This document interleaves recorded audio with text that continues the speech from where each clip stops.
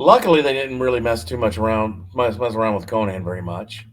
But I think they couldn't. Yeah, I don't think they were able to because of licensing with that. yeah, Because I think Robert E. Howard's estate still has a lot to say about what goes on with that character. yeah. Um, but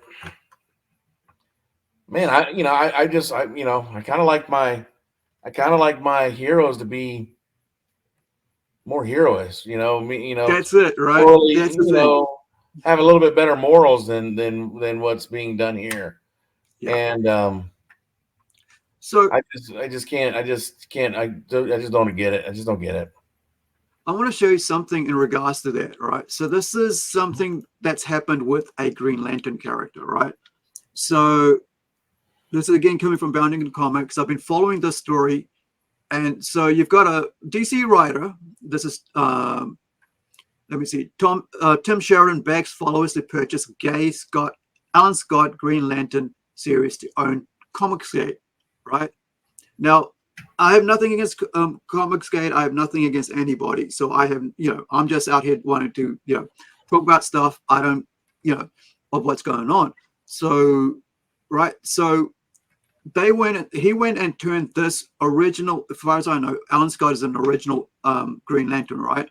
So going way back to like, I don't know, it's 80 odd years, whatever, to the original Justice League, etc. So DC comic writer Tim Sheridan recently begged his followers to purchase copies of the upcoming Alan Scott, the Green Lantern series, in order to own Comicsgate members, right? So Comicsgate is out here. They don't really care about anything in the mainstream anymore. They just out here to make millions off their own comic books, as far as I know, as far as what I've seen them do. So Sheridan made his plea on Twitter, where he's stated, I'm here to ask you a favor. The book comes out next Tuesday, right, 24th October, but already the haters and the queer phobes are out in force. The weird thing was nobody really knew about the book. Nobody really knew what's coming out. Nobody really cared. But already the haters and queer folks are out in force, doing everything they can to see that this book tanks. They use code and make it sound like they have legit problems with the book they haven't read yet. Right? So, but like he's saying, they haven't read the book, so why would they be talking about it? But the truth is, they just don't like that there is a queer hero in the upper ranks of the DCU. The problem is there wasn't one.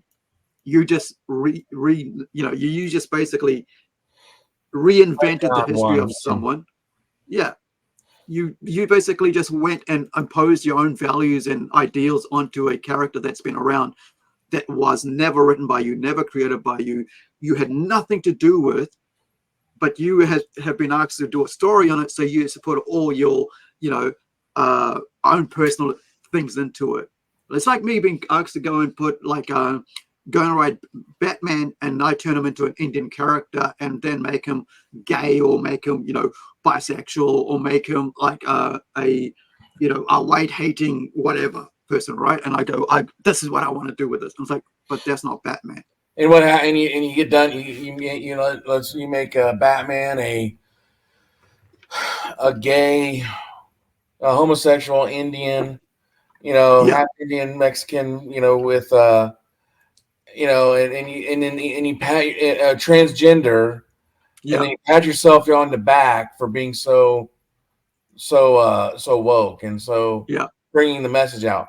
The message yeah, is bringing out is you're just a lazy writer, yeah. you know, So and he, and and you're just pushing an agenda down people's throats yeah, that um, down the throats of people that don't care to listen to you. exactly. And but here's the thing, right? So he goes on, the only way we can shut these people down is to make this book an undeniable success. So he's begging his followers to go and buy a book just to shut down this boogeyman of Comicsgate, because they think that Comicsgate is their enemy, right?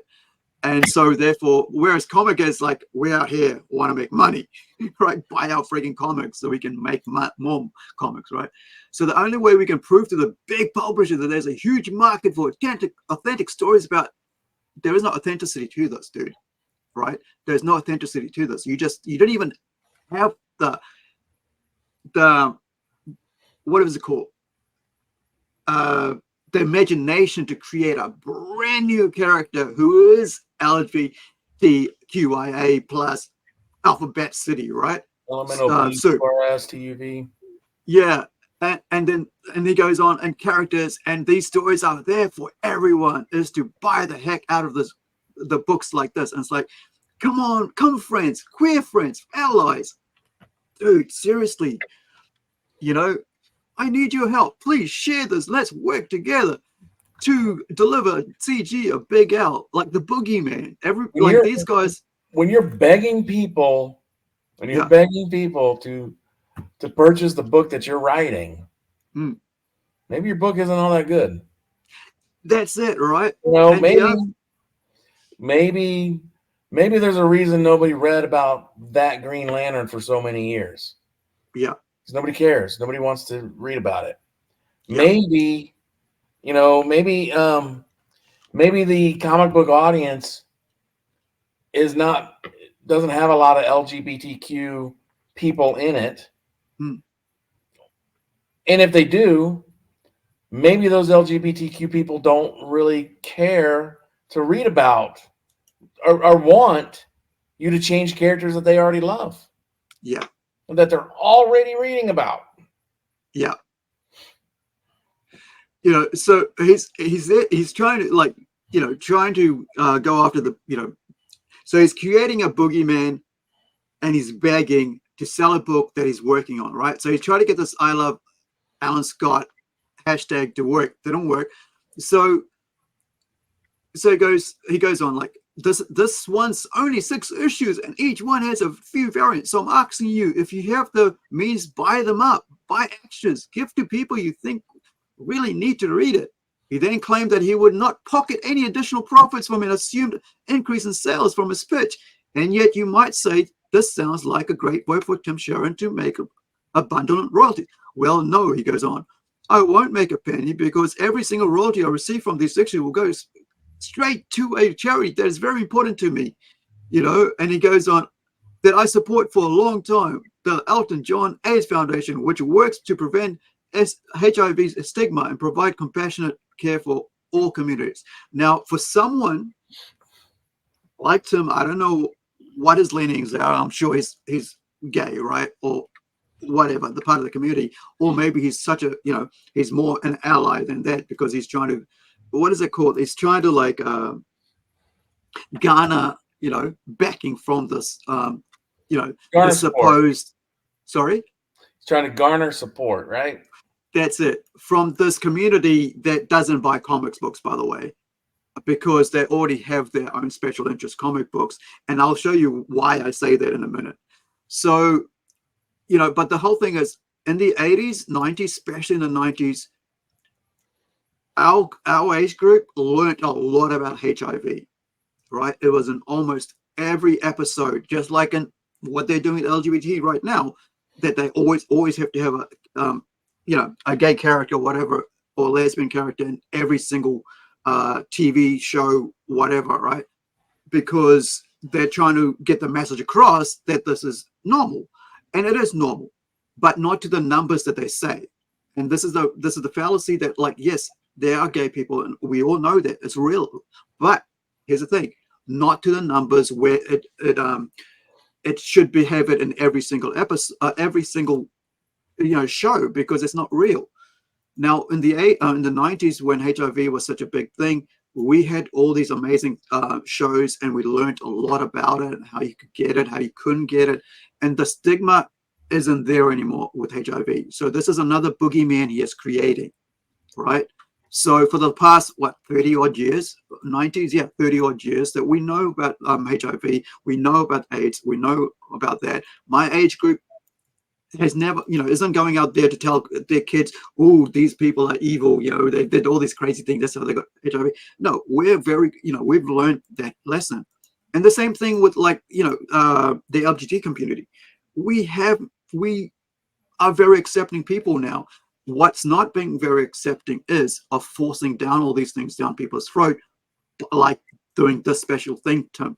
By changing a character that nobody really cares about to a gay character, what you're doing is you're telling people that you couldn't write a decent story with a new character that was gay and had Alan Scott in his own book as a hero, right? You are as far as I'm concerned, I think you're a C-rate writer to go this way, because anybody who changes characters from their originality is only doing it for, what would say, they're pandering. To pander? They're pandering. The panda. Yeah. You're just pandering, dude. Yeah. So, he goes, I'm asking you to join the core. If you care about truth and justice, about shining a light in the darkness, if you think comics are and should continue to be for everybody, and if you just want to force these Comicsgate trolls back under the bridge they crawled out of, please support our book. But here's the thing, dude. Those very guys are making more money and better comics than you. And I got nothing to do with Comicsgate. But I'm telling you, from what I've seen, the numbers speak better than what you're doing. They don't have to go out and beg. I'm not familiar with Comicsgate. What is is that? So Comicsgate, right, in a nutshell, from my own personal understanding that I don't know much about, but I know this.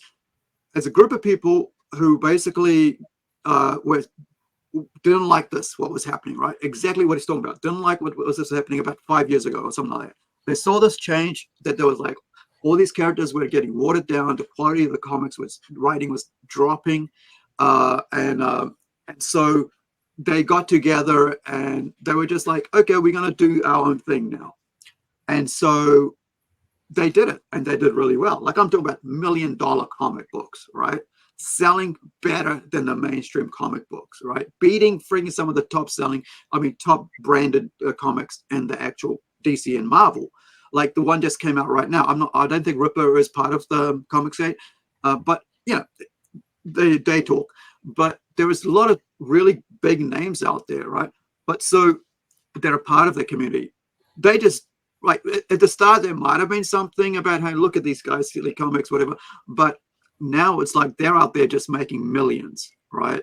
Ripper just at $3.5 million on his first issue, right? 90-page graphic novel, boom, and just broke the whole internet with that. And he was in the news and everything. But so that's him for working for the last 5-10 years, building up his own audience that went to back him on his own book on Kickstarter. But the problem here is now Comicsgate has become the boogeyman, right? So whenever they want to, the mainstream wants is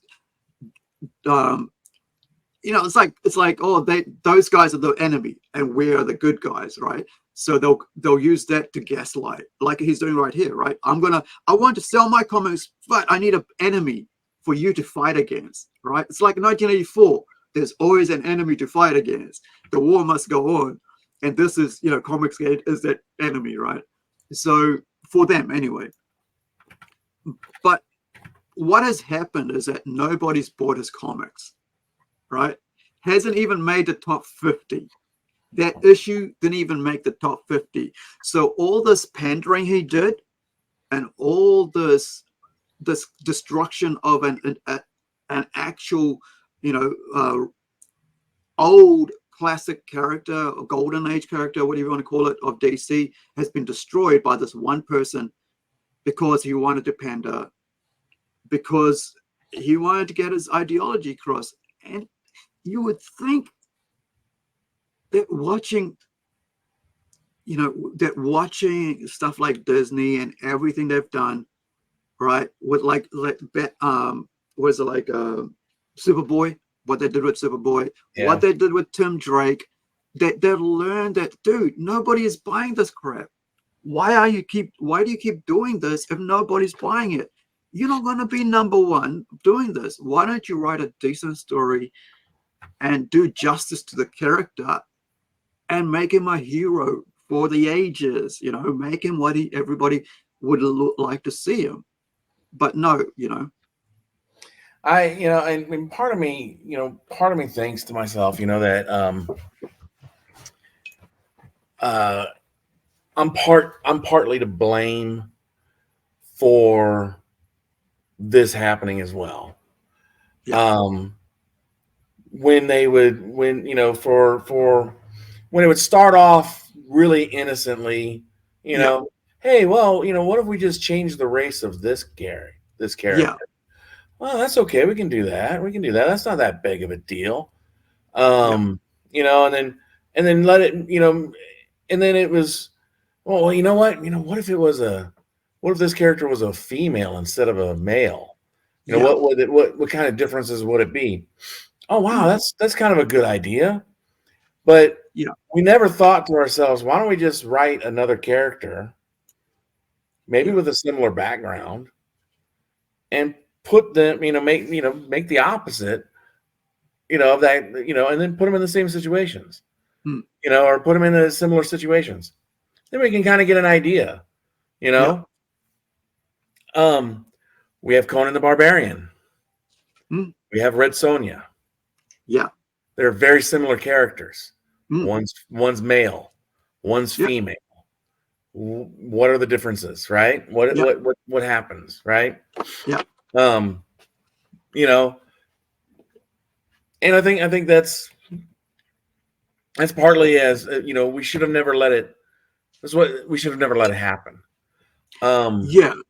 That's why I take a stance, and this is I don't get any bad emails or anything like that from anybody right now being on the podcast, but I take a stand, and I do not recognize people's pronouns. I do not recognize their pronouns. If they if they want to be called they, she, they, them, that, whatever, no, he, she, whatever I see you as is what I call you as. I don't believe I'm doing you a service. By promoting your delusions. I think the problem here is it doesn't stop there. I think it's going to a point where it's a soup, right? It's an alphabet soup. And with the pronouns, it's like it changes every day. They don't even understand, like these, they don't even themselves know, right? And this is the confusion that I think you don't need to make anybody else accept you for who you are. I wholeheartedly believe that. People can either take me as I am or not. It's up to them. I'm not going to go out to convince anybody to accept me for who I am, because I've had enough things to deal with my own issues in life to come to whatever realization. I don't need anybody to accept me who I am. I can be good on my own. I'm cool. But I don't need to force my own opinions or beliefs down other people's throat, because I'm just going to give you my opinion. Whether you accept it or you don't, that's your thing. But what I do not accept is having people force down their own things down other people, like this dude, Tim Sheridan, right? Like he's creating Boogeyman and he's saying, you got to do this if you're an ally. It's like, I don't need allies. All I want is friends. I want people to buy my comic books, and you're talking about like, hey, what would happen if we did this with this character? What if it was a female? But I've done that myself. I've basically gone, I like Batman. What if I created my own original character, but I totally redid everything? And now you don't even know if it's Batman anymore. Well, the thing is, now the kind of thing is that it's ironic that he did that with Green Lantern, right? Yeah. Because the Green Lantern I grew up with was Hal Jordan. Yeah. Right. And then it was I can't remember the black character. What was his I love name? him. John Stewart. John Stewart is my man. Like, I mean, he was in every freaking Justice League thing. They literally did. They said, well, you know what? We got a Green Lantern, but it's a core. Yeah. So let's go ahead and we can add a black man as the Green Lantern. Yeah. That was brilliant. We still have Hal Jordan. We didn't name the guy Hal Jordan. We didn't name him Hal. We named him something different. Yeah. And it's ironic that he's going back to this other Green Lantern.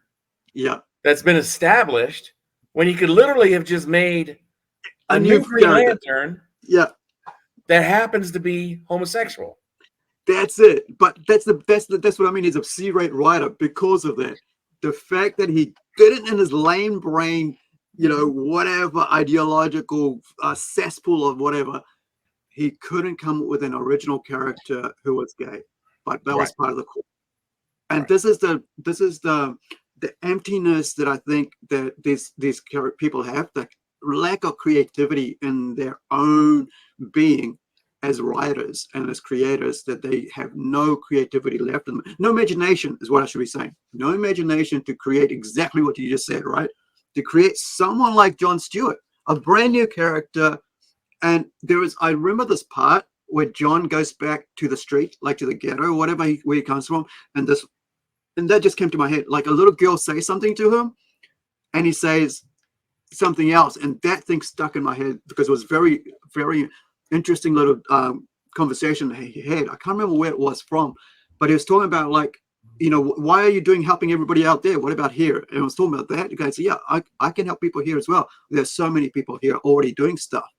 And it was really interesting that, like, I don't know who created Jon Stewart, but man, that Jon Stewart is a beloved Green Lantern character for being Jon Stewart. Not for bringing, not for bringing Hal Jordan, not for being Alan Scott, but for being Jon Stewart.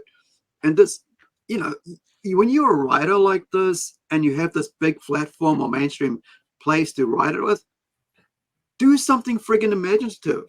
Really. I mean, why are you you got the job that everybody would love to have, and yet you crap on the actual core characters that have actually established and made DC what it is today. And that's why people are turning away from these books. Like, nobody bought his books. He didn't even make it in the top 50 after all the e-bagging he did, and the reality is people on Twitter don't buy comics. Yeah. Fans buy comics. Comic book readers buy comics. And when you crap on the fans by crapping on the characters they love, and that's part of their history, that they're the original characters they grew up with, they are going to crap on you by not buying your comic. Yep. They'll tell you with the money. And this is what it comes down to. At the end of the day, it's the money.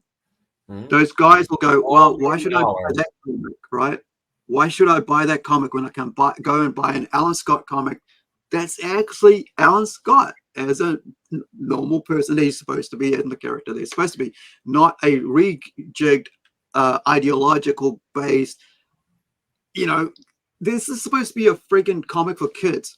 But when you've got like stuff like this, right? Let me just show you, right? When you got stuff like this in a kid's comic book, right? Yeah. This is not what parents want to buy their kids. Nope. And I'll tell you this. If it was a male and female, I wouldn't want to buy it for my kid either. That's it. Right? And if there was a female in this is from DC, by the way. So DC Comics is for everybody, right? Mm-hmm. And I want to talk about that, about something else that I got, one of my editors sent me, my artist, about the whole age thing.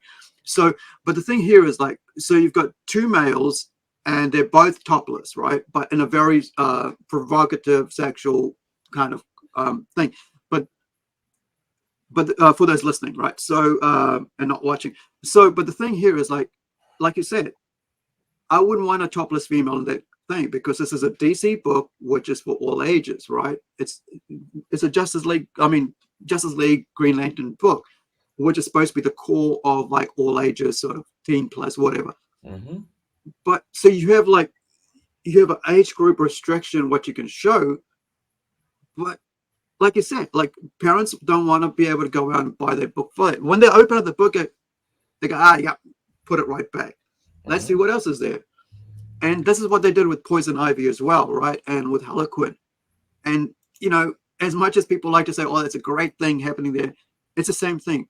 You got to understand that parents are out there making sure that kids, what they're reading and stuff, isn't gonna, confuse them is the word, right? You don't want to confuse kids at an early age. Now, the reason I want to go back to, so we do at the moment, I just finished doing all the work for Incredi-Girl, like every single issue, every single cover, variant, every all the cards, all the posters, all the backing card things. So last week I sent away 3 of the cards, and the backing to Kevin Zimmerman, who's the artist, but he's also helps me with assisting with editing my because like when you're looking at scripts all the time, you don't see mistakes. Sometimes you don't pick it up. So I put this one thing out there that could be quite dangerous that I didn't even think about, right, for kids, because it was about to do with the originality of these characters. And Kevin said, dude, you can't have this out there because this is an all ages comic book. You can't put this sentence in there because if kids read it, they'll feel like, oh, that's how I get superpowers. It didn't even freaking cross my mind how dangerous that one sentence was on the back of a freaking trading card. Right. And I was like, holy crap, you're right. You're 100% right. And I didn't even question it. I just went, I need to change this.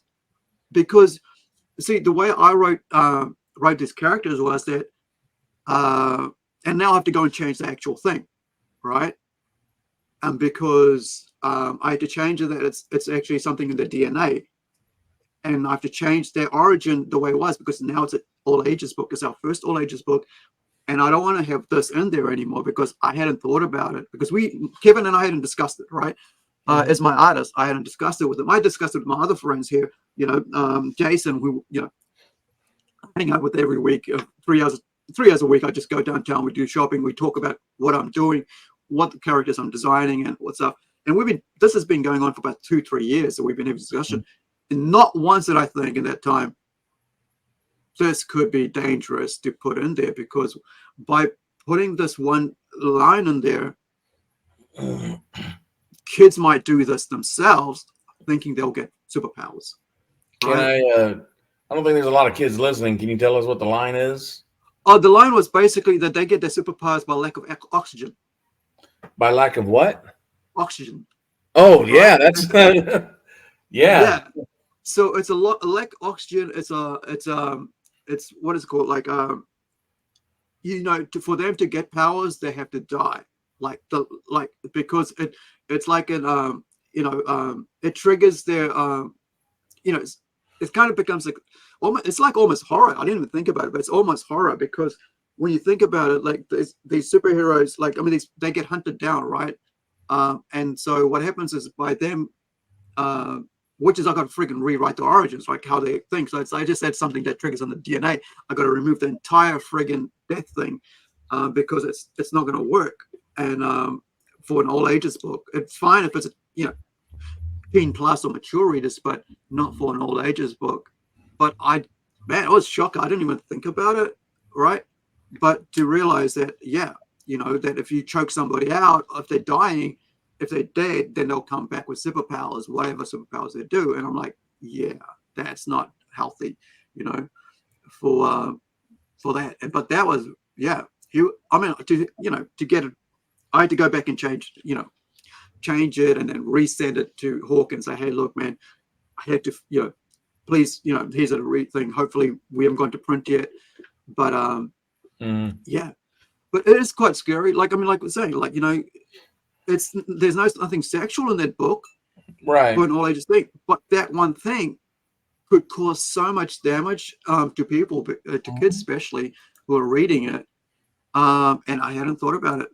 But the other thing is, TikTok became a huge fad with choking out last year. Do you remember that in the last year or so? And there was a kid who died because went into coma and passed away because and that's what I thought about. And I said to Kevin, I said, thank you for that, because you're right, and this, and I just told him about the TikTok thing. I didn't really think about that, man, that this could be such a huge problem. And people would be like, freaking destroy all your freaking cards because you said that in there, or if we had in the comic books.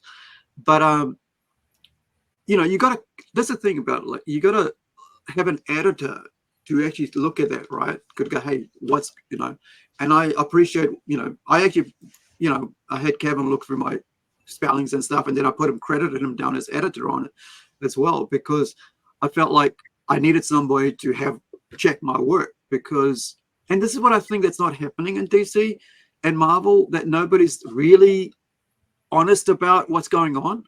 Like, if you're an editor on this book, you'd be going, hey, look, I don't think that you should be having a gay love scene in here, right?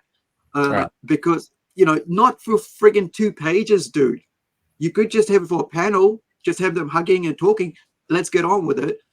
But why are you spending 2 pages of it like this? This is like what I think it is. There's something said, there's things that can be done that say more than showing that. Yeah. The indicate, him in his normal clothing or his normal everyday clothes, attire or whatever, meeting up with his boyfriend, husband, or whatever. Yeah. And, hugging or kissing, giving him a peck on the cheek or even a peck on the lips or whatever. Yeah. And a child in another panel looking at it and going, Mommy, what's going on with that? Why are they doing that? Oh, well, they love each other differently than the way your daddy and I love each other. Right. And then have them walk away and then not, Yeah, that's the thing, right? You're concentrating on like just that thing over and over. And I think it's titillation. It's a fetish, right? For them to see that happening. I feel that it's partially grooming. That's what I feel, right? That's what I feel when I see this. It's actual grooming. And it's like to make the kids feel like this is normal in the sense if that happens to you. Right. As a child. And this is what that's what I love about Gays Against Groomers, right? That they show this as what it is. Like when people do this, it's like when they say like kids are here with as adults, we don't like that. And I think a lot of people, coming to a realization that this is what's happening, that you're grooming young kids and you're using comics to do it. Disney's using, Marvel and all this, all their Disney stuff to do it. DC and Marvel are using comics to do it. Yet there's nobody there saying, listen, let's be the adult in the room now, right? Let's really think consciously, seriously about this and think about how this is going to look. And like talking about that, right? So what show and not tell. So one of my series, and it's for mature readers, by the way, right? The Circle, right? 6 issues. There was a scene in it that I just made it because I don't like that. Like it was part of the story, but I made sure it's just speech bubbles. The entire page is just speech bubbles that you feel you feel whatever the story is telling through speech bubbles. I don't have to show it. I won't show it because I just feel like it's not necessary, right? Because there's a thing like there's glorification that goes on sometimes that you don't need to bring glorification to it, like this thing, right? Because you can do something very quickly and go on to something. It's a superhero book. You don't need 2 pages of 2 males cuddling or 2 females cuddling or a male and a female cuddling. You don't need that in there because it's a superhero action adventure book. Right. When kids go to read it, when parents, whoever goes to read it, they're looking for adventure. They're looking for escapism. They're not looking for what they can see on TV. And what is and the other thing is I know that Disney's getting beat up pretty badly right now. I think they're feeling the backlash right now from a lot of the fans, especially with the new Snow White movie that's been shut down and delayed till 2025 or 2020. So, and the Daily Wire coming out and making their own Snow White movie. I was going to show that because I thought it was quite interesting. I mean, we're supposed to do that last week, but I didn't have let me see. And I want to show you something. I want to show something to the guys. And if you think this is new to Disney, okay, I'm going to show you a movie that I have in my possession that's been banned. You cannot find this on the streaming service or anything from ban. You have to get it bootlegged. And I have a copy. Oh, I have it. You have a digital version. I have a digital for that reason because it's it's their history. I don't want to I have a copy of that. Right. Yeah. And I tell you, man, this is one of the best It was one of the best movies I've ever seen. You know, I loved it when I was a kid. My mom read me the stories when we were a kid, and at no point did I ever feel that I was being taught to dislike African Americans or any of that stuff. It was just this nice old man coming over and telling a story. That was it. That's all I got out of it. But they've crapped on it. And he won an Oscar, didn't he? He won an Oscar. He's nominated for an Oscar for it. Yeah, the first black black person to get a nomination for an Oscar, and they've just taken that away from him, his achievement away from him. And this is what I don't like, is like with modern age, you know, modern answers, where you take away achievements that actual people have. Well, Aunt Jemima, the Aunt Jemima syrup, that was her legacy. It's so sad, Uncle man. Ben's rice, and I mean, we can't have them. You know, it was like, well, they were proud of that. They made them multi-millionaires. Man, that's the whole freaking thing. It's like, you crap on that legacy, you know.